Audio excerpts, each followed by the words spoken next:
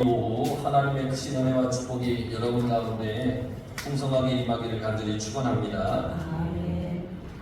오늘 말씀은 하나님께서 제사장들을 향하여 하시는 말씀인데 제사장이 어떻게 해야 하는지를 가르쳐주고 있습니다. 제사장은 어떻게 해야 되느냐? 1절에 보니까 스스로 더럽히지 마라. 제사장은 죽은 자를 만져서 스스로 더럽히지 마라. 그렇게 말씀하고 있어요. 장례를 주관하는 것을 얘기를 해요. 장례. 그러니까 죽은 것은 사람이나 짐승이나 다 부정해요. 그래서 제사장은 부정한 것을 만져서는 안 된다는 거죠. 제사장은 하나님께 제사를 증례하는 사람이기 때문에 그래요. 그래서 거룩하신 하나님 앞에 나가야 할 제사장이 부정한 것을 만져서는 안 돼요. 부정하지 말라는 거예요. 근데 예외를 두었어요. 2절에서 3절에 보면 부모나 형제나 자식이나 그런 경우에는 장례를 증례할 수 있다라고 제사장에 관하여 규례를 주셨어요. 이렇게 제사장에 대한 이 규정을 엄격하게 두신 이유가 뭐냐? 그만큼 거룩해야 되기 때문입니다. 거룩해야 되니까 엄격하게 두신 거예요. 다른 사람들보다 더 거룩하여서 구별되어야 되기 때문에 더 엄격하게 두신 거예요. 그리고 그렇게 이 제사장이 거룩해야 되는데 엄격한 규정을 두어서 거룩하게 하셨는데 4절에 보면 제사장은 그 백성의 어른인지라고 했습니다. 제사장은 이스라엘 백성 중에 어른이라고 얘기를 했습니다.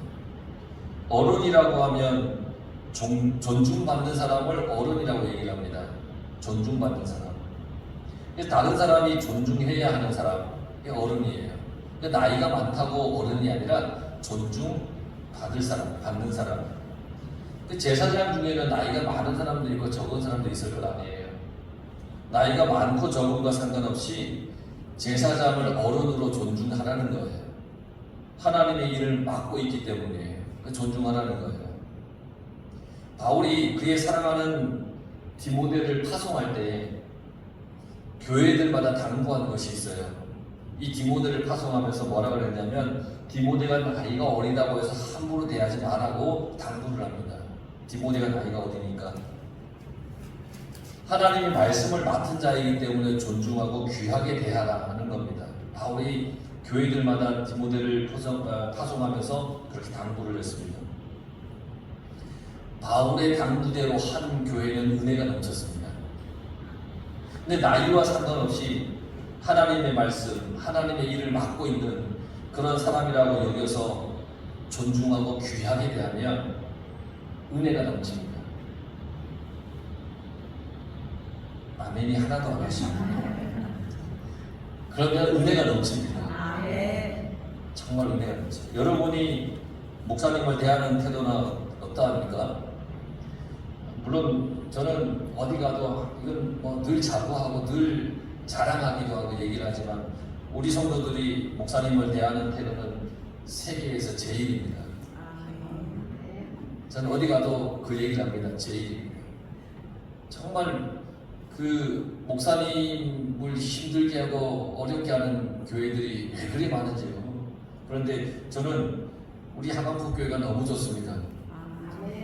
왜냐하면 목사님에 대해서 너무너무 정말 하나님의 말씀을 맡은 자로 이렇게 대해주니까 얼마나 좋은지 모릅니다. 여러분, 그 어떤 목사님이라도 우리가 차별해서는 안 됩니다.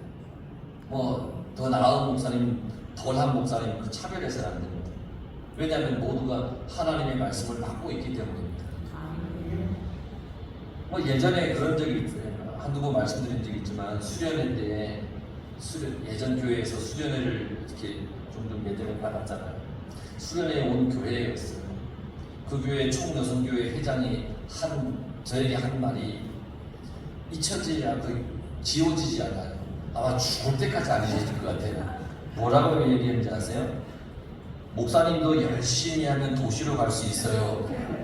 근데 그분이 저기 구로에서 있는 감리교회 얘기하면 다 아는 교회, 큰 교회예요. 감독님이 있던 교회예요. 그러니까 저보고 와서 그래요. 자기가 총여성교회 회장이에요. 이제 학생들 수련회 이렇게 식사를 이렇게 해주기 위해서 이제 맡아서 왔는데 보자마자 안 돼요. 목사님들 열심히 하면 도시로 갈 수 있다는 거예요. 그러니까 이 말의 속뜻은 뭐냐면 더 크고 넓은 곳에 가서 그렇게 하실 수도 있어, 할 수 있어요 라는 뜻이 아니에요. 이게 좋은 뜻으로 한 얘기 아니에요. 뭐냐면 시골에서 목회하는 목사니까 그 목사에 대해서 비하적으로 하는 얘기예요. 여기밖에 못 있어. 좀 더 열심히 해. 그러면 도시 갈 수 있어. 이런 투로 얘기를 한 거예요. 이 사람은 제사장을 어른으로 여기지 않은 사람이에요. 여러분, 시골교회, 도시교회, 큰 교회, 작은 교회, 하나님이 그걸 구분하셨습니까? 아니에요.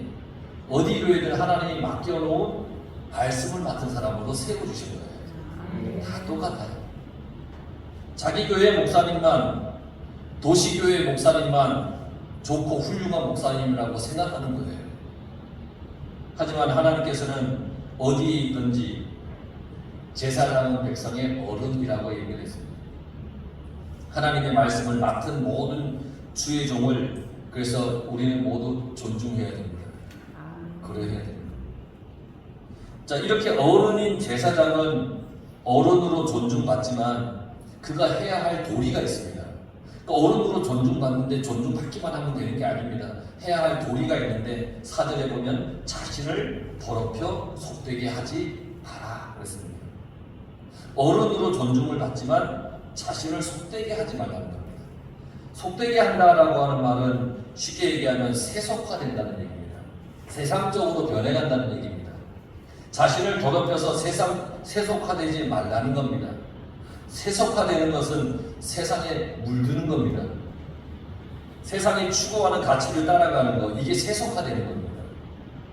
돈에 욕심을 두고 권세에 욕심을 두고 명예에 욕심을 두는 것, 이런 것이 세속화라는 겁니다. 구원에 관심을 두어야 하고 하나님 나라가 확장되는 것에 관심을 둬야 됩니다. 교회에서 하나님의 말씀을 온전히 선포하는 것, 그래서 말씀을 잘 준비하는 것, 거기에 관심을 둬야 됩니다. 이게 제사장이 가져야 할 마음이고 생각인 겁니다.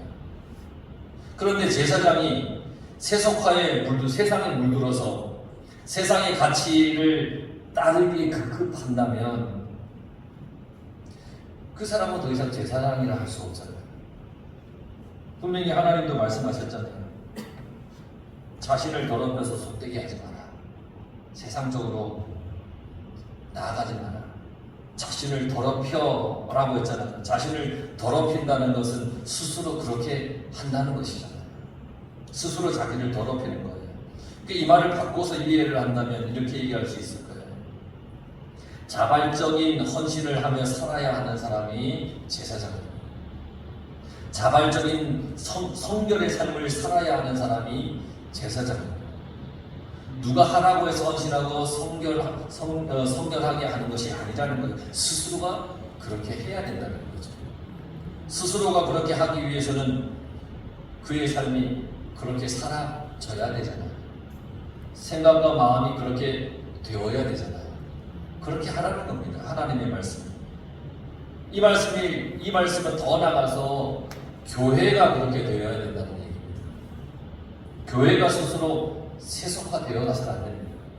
우리 교회가 스스로 세상적으로 변해가서 안 된다는 거예요. 교회가 하나님의 은혜로 운영되고 나아가야 되는 겁니다. 교회는 하나님의 은혜가 있어야 되는 겁니다. 교회가 말씀과 은혜보다 세상의 것에 더 무게를 둬서는 안 됩니다. 좋은 건물, 화려한 건물이 우선이 되거나 재정이 많고 적음이 중요한 문제가 되어서는 안 된다는 겁니다.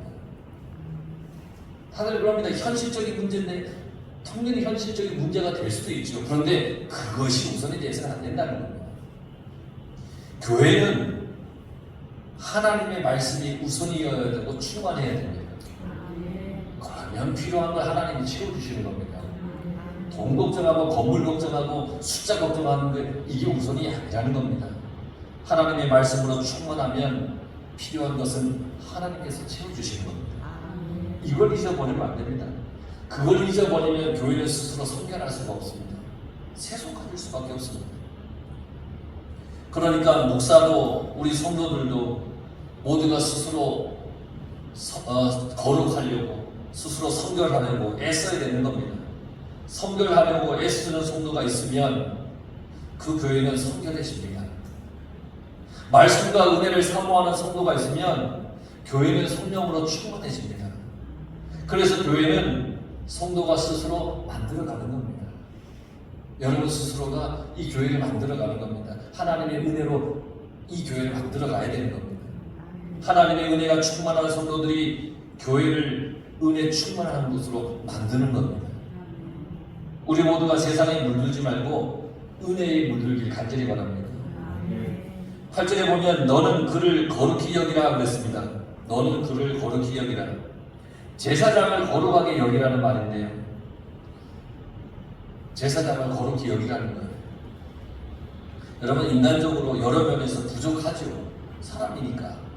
근데 하나님의 말씀을 전하는 사람이기 때문에 거룩히 여기라는 겁니다. 제사장은 백성이 섬기는 하나님께 제물을 바치는 사람이잖아요. 그래서 거룩하게 여겨야 하는 거예요. 하나님의 말씀을 전하기 때문에 거룩하게 여겨야 되는 거예요. 허점이 많이 보여도 허물이 참 많이 있지만 그래도 하나님의 말씀을 들고 전하기에 거룩히 여기라는 거예요. 하나님의 말씀을 전하기 때문에 인간적인 허물을 보는 눈도 있지만 허물을 덮어서 하나님의 말씀을 전하는 하나님의 종으로 보는 눈도 있습니다. 늘 두 가지 눈은 있습니다. 그런데 우리는 어떤 눈을 가져야 되느냐? 허물을 덮어서 하나님의 말씀을 전하는 하나님의 종으로 보는 눈으로 그렇게 봐야 된다는 겁니다. 여러분 스스로 성결하게 해서 하나님의 말씀을 전하는 종으로 보시길 바랍니다. 저는 말씀을 전하면서 목사에게 이러한 눈으로 이렇게 존중해라라고 하는 설교를 거의 하지 않습니다만 오늘 말씀이 이렇게 나와 있으니까 있을 때 작정하고 해야 되지 않겠습니까? 작정한다기보다는 말씀이 그러니까 우리가 그렇게 살아가야 된다는 거죠. 여러분 지금까지 이제 제사장에 대해서 말씀했습니다. 10절부터는요 대제사장에 대한 말씀을 합니다. 대제사장 10절에 보면 자기의 형제 중 관유로 부음을 받고 유임되어 그 예복을 입은 대제사장이라고 했죠. 대제사장은 관유로 부음을 받았습니다. 관유는 가장 깨끗한 거룩한 기름을 관유로 성경에서는 얘기를 합니다. 제사장 중에서 더 특별하게 세워진 사람입니다. 그래서 이 대제사장은 10절에 그의 머리를 풀지 말며 그의 옷을 찢지 말며 라고 얘기를 했습니다. 이스라엘 백성들이 극한 슬픔이 있을 때 자기의 머리를 풀었습니다. 풀어 헤쳤습니다. 욥기에 보면 욥이 자기 머리를 풀고 제 위에 앉았습니다. 극한 슬픔이 있습니다. 몸에 막 병도 났죠. 자식도 잃었죠. 재산도 다 잃었죠. 막 슬픔이야. 그래서 머리를 풀고 제 위에 앉았습니다. 슬픔이 너무 깊어서 그렇게 했습니다. 그런데 대제사장은 그렇게 하지 말라는 겁니다. 다른 백성들은 그렇게 해도 대제사장은 그렇게 하지 마라. 이 말은 뭐냐면 대제사장은 전적으로 하나님께 헌신된 사람이기 때문입니다. 전적으로 하나님께 헌신되고 하나님께 속한 사람이기 때문에 자기 슬픔조차도 나타내지 말라는 겁니다. 심지어 자기의 부모가 죽어도 성소에서 나오지 못합니다. 성소에 있는데 자기의 부모가 죽었어요. 근데 그 성소에서 못 나와요. 전적으로 하나님께 헌신된 사람이기 때문이에요. 어떤 사람은 이런 대제사장의 모습을 보면서 이거 너무 비인간적이 아니냐고 그렇게 말하는 사람도 있습니다. 하지만 여러분 인간적인 것보다 더 앞서는 것이 뭐냐면 하나님입니다. 하나님 말씀입니다. 나의 인간적인 감정보다 더 앞서야 될 것이 뭐냐면 하나님의 말씀이고 그리고 말씀에 순종하는 겁니다. 전적인 헌신이 있어야 된다는 말입니다. 전적인 헌신. 나는 하나님께 전적으로 헌신된 사람인지 우리 한번 스스로 돌아봐야 됩니다. 내가 가진 감정이나 내가 가진 어떤 여러 가지 여건 환경보다 하나님이 우선인가? 우리는 나의 감정이 하나님의 말씀보다 앞설 때가 참 많이 있습니다. 안 그래야지 하면서도 나도 모르는 사이에 내 감정이 하나님 말씀보다 앞설 때가 참 많이 있습니다. 내가 기분이 나쁘다고 예배에 빠지고 말씀을 비판하고 교회를 흉보고 그럴 때가 참 많습니다. 그런데 그런 나의 감정보다 하나님의 말씀을 더 귀하게 여겨야 된다는 겁니다. 우리의 감정은 변화무쌍하지만 하나님의 말씀은 변하지 않기 때문입니다. 변하지 않는 그 말씀이 우리의 삶의 제일 앞에 제일 중심에 있어야 되는 겁니다. 그래서 나의 감정이 나의 기준이 될 수 없습니다. 왜냐하면 이건 그 조속으로 변하기 때문에 우리의 삶의 기준은 하나님의 말씀이라는 겁니다. 그 말씀. 거룩한 대제사장의 직임보다 앞서는 건 없다는 겁니다. 대제사장은 거룩한 관유로 부어졌기 때문입니다. 하나님이 관유를 어떻게 만들라고 정해주었는데 그걸 대제사장에게 부어서 세운 게 대제사장입니다. 그러니까 이런 대제사장은 하나님 앞에 흠이 없어야 합니다.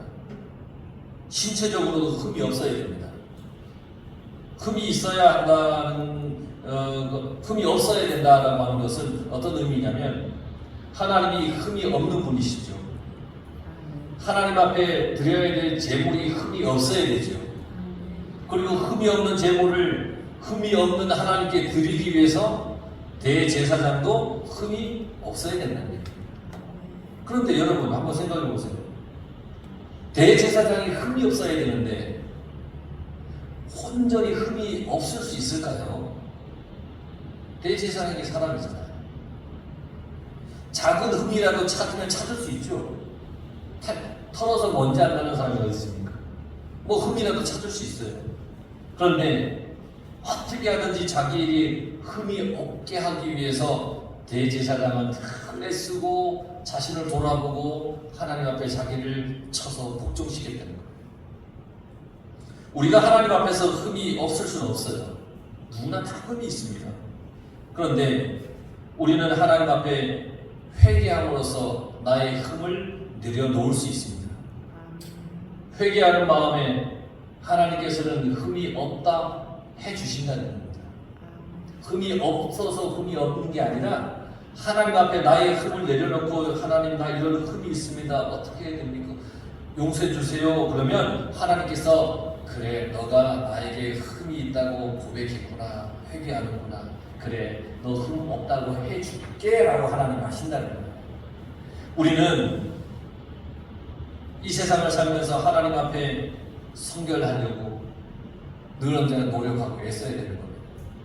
나의 영혼뿐만 아니라 생각도 마음도 모든 것이 다 성결하려고 애쓰며 살아야 됩니다. 우리가 이 세상에서 보는 것들은 죄악이 대부분이잖아요. 하나님과 멀어지는 것들이 대부분이잖아요. 그런 세상에서 우리는 하나님을 보려고 해야 됩니다. 하나님을 봐야 됩니다. 전 세계적으로 사람들에게 하나님과 반대되는 하나님 말씀에 완전히 하나님 말씀을 배격하는 것들로 전 세계인들에게 보여주고 나타내고 막 그런 세상 아닙니까? 이런 세상 속에서 우리는 하나님을 보려고 해야 됩니다. 나를 구하신 하나님의 은혜를 바라보려고 해야 된다는 겁니다. 세상에서 실패하고 넘어질 수 있어요. 그런데 그 속에도 우리는 좌절하고 원망하는 것이 아니라 하나님을 봐야 됩니다. 나를 구원하신 하나님을 봐야 됩니다. 내가 구원받은 것 그것만으로도 우리는 충분히 감사하면서 살 수 있는 겁니다. 그렇게 해야 됩니다. 그래서 하나님만 바라보며 살아가야 되는 겁니다. 또한 우리 모두가 하나님의 거룩한 제사장이라고 했습니다. 여러분 모두가 하나님의 거룩한 제사장입니다. 이제는 구약에는 딱 정해놓은 그들만 하나님의 제사장이지만 신약시대에 와서는 우리 모두가 다 거룩한 하나님의 제사장이라고 했습니다. 내가 하나님의 거룩한 제사장이니만큼 나도 거룩하게 성결하려고 성결되기 위해서 애쓰고 또 애써야 된다는 거 우리는 잊지 말아야 됩니다. 속되게 하는 것들이 너무너무 많습니다. 나에게 욕심을 부리게 만드는 것들이 세상에 참 많이 있습니다. 하지만 그걸 쫓아가서는 안 됩니다. 우리는 속된 사람이 아니라 하나님의 제사장이기 때문입니다. 여러분 한 사람 한 사람이 그런 사람입니다. 하나님의 일을 맡은 사람, 하나님의 일을 하는 사람, 하나님을 높이며 살아가야 할 그런 사람들입니다. 그래서 더더욱 우리는 속되게 살아서는 안 됩니다. 세속화되어서는 안 됩니다. 세상에 물들어서도 안 된다는 겁니다. 모든 가치의 기준을 하나님께 두어야 됩니다. 말씀에 두어야 됩니다. 그래서 하나님께서 주시는 참 평안이 여러분 삶 속에 넘쳐나고 하나님과 동행하는 그런 놀라운 기쁨과 은혜가 넘치는 그런 인생으로 모두가 살아가기를 간절히 축원합니다. 기도하겠습니다.